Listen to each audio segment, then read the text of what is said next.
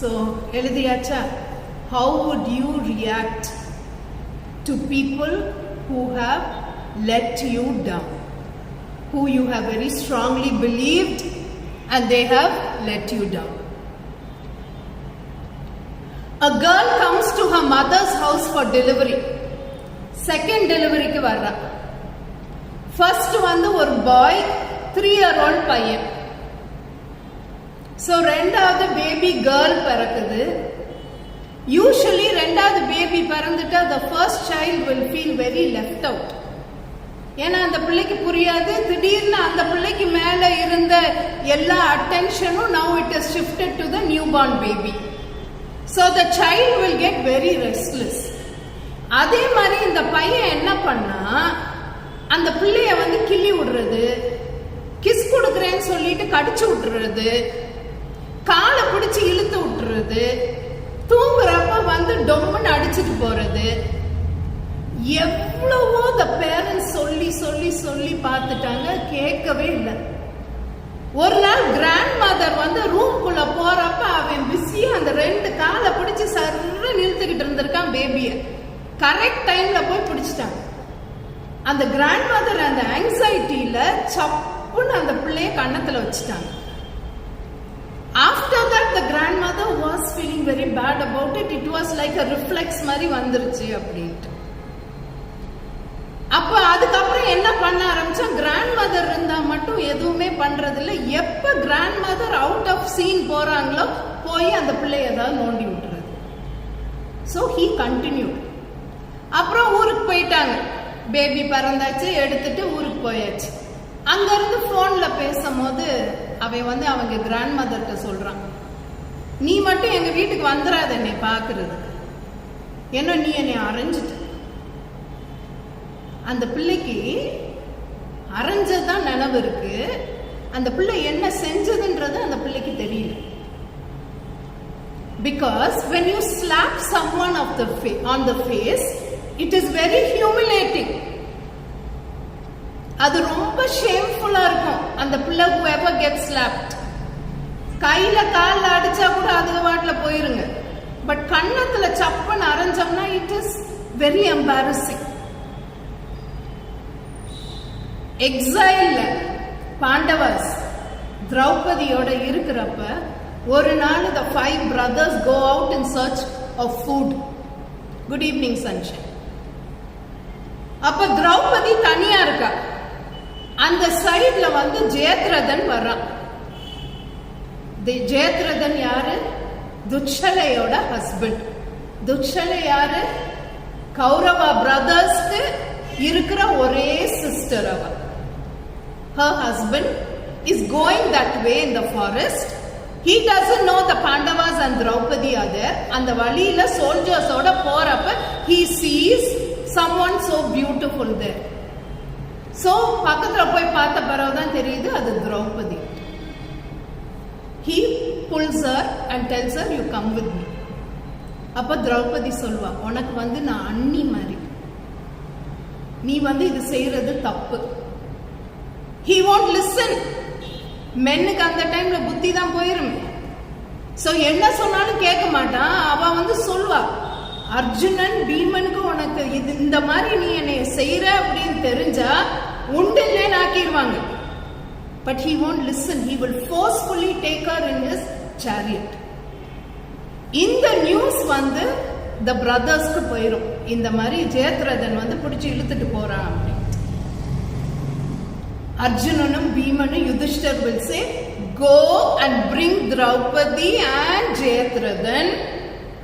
ஜெயத்ரதனை கொல்லக்கூடாது, அலைவா கூட்டிட்டு வரணும் அப்படின்னு இன்ஸ்ட்ரக்ஷன்ஸ் கொடுத்து Yudhishthira will send them.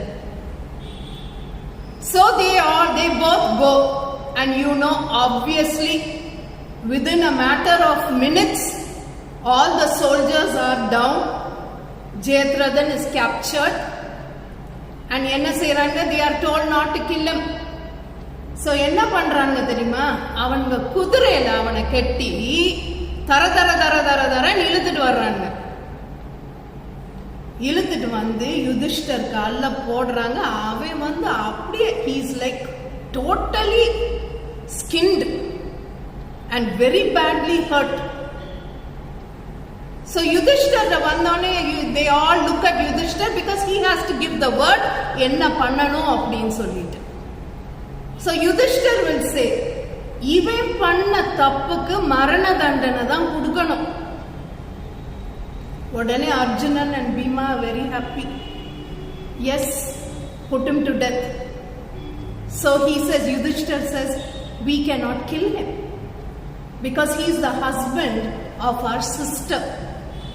Ivana kondutamna, our sister will become a widow. So we shouldn't do something like that.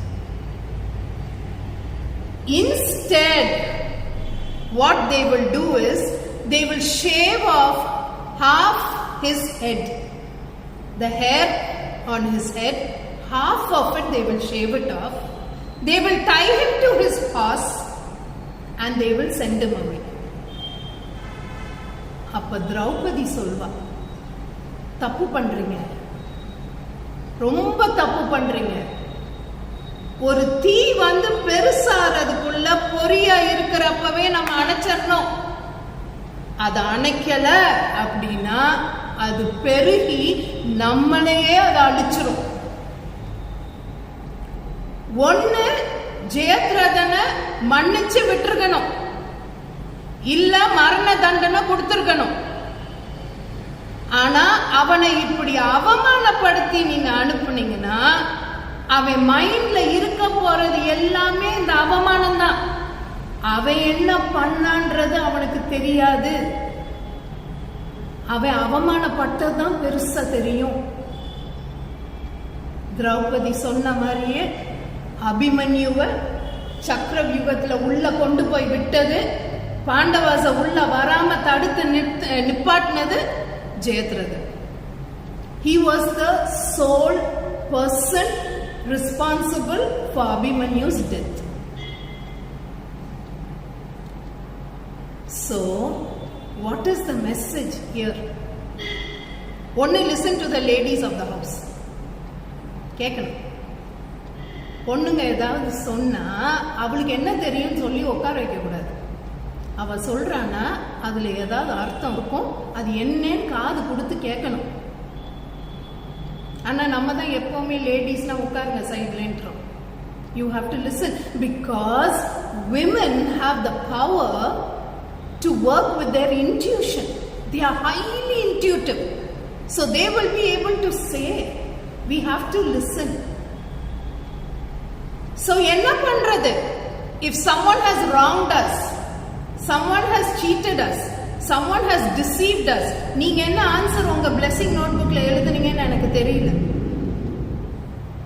ஒண்ணு மன்னிச்சிரணும், இல்ல விலக்கி வச்சிரணும், நம்ம விலகி நின்றணும்.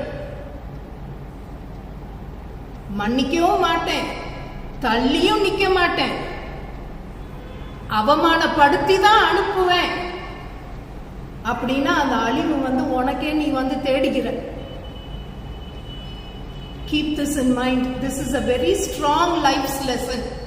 ஏன்னா நம்ம லைஃப்ல எல்லாருமே we go through a situation like this where we get let down by somebody or where someone cheats us, deceives us, treats us badly, hurts us. ஒன்னு மன்னிச்சிரு, இல்லன்னா விலக்கி வச்சிரு, விலகி நில்லு. But never corner them. Don't take them to a corner and shame them. Because once you humiliate a person, அந்த embarrassment மட்டும்தான் மைண்ட்ல நிக்கும். அதை வச்சுதான் ரிவெஞ்ச் வரும். திருப்பி பெருசா வர்றப்ப நம்மளாலே தாங்க முடியாது. And நீ வந்து அவங்களை அவமானப்படுத்தி அனுப்புறது, you are building your unnecessary karma. அங்கே ஸ்டாப் பண்ணிராத, அவ்வளவுதான். Let them go their way, you go your way. Girls, keep this in mind. Teach your children also this. If they are ever wronged in their life, tell them never to humiliate that person. Tell them to just walk away from that person completely. Or you forgive them. That is up to you, whichever path you want to take. So today take home this lesson. Next time, whatever you have written in your book, when you are faced with a situation like this, keep the story in mind. Because till today, that little child is only remembering the slap that he got from his grandmother, not what he did. That is how it is for everyone. If you want them to really think about the wrong that they have done for you, just move away from them. That's the best thing you can do in a situation like that, and relieve yourself of the pain. Yes, close your eyes.